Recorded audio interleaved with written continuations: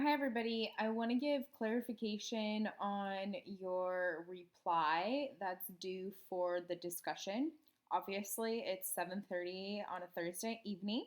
Most of you have already replied.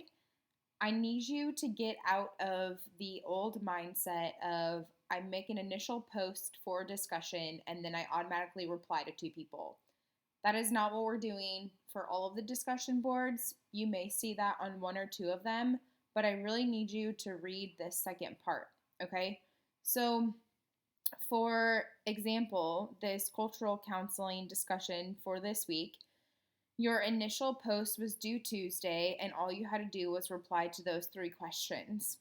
Your second post is another reply to the entire thread.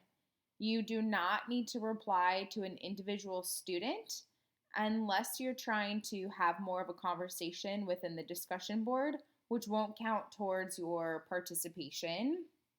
Um, and what I want you to focus on is what is the prompt asking you to do for your reply.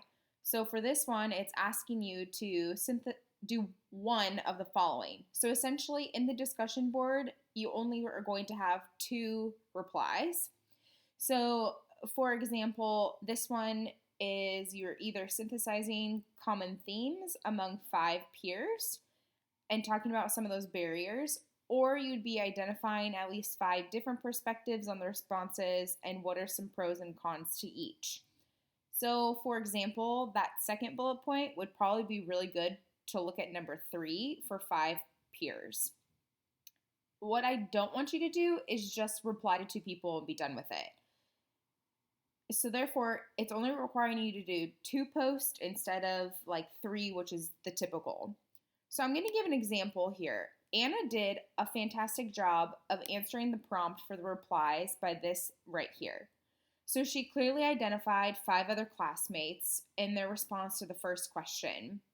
She talked about what some of the themes were in both the number 1 and number 2. So she identified two themes that were common among five of her peers. And then she talked about some of those strengths or barriers, how will they keep them engaged, and so forth. This is what I'm expecting. I don't want it to just be a reply to two people.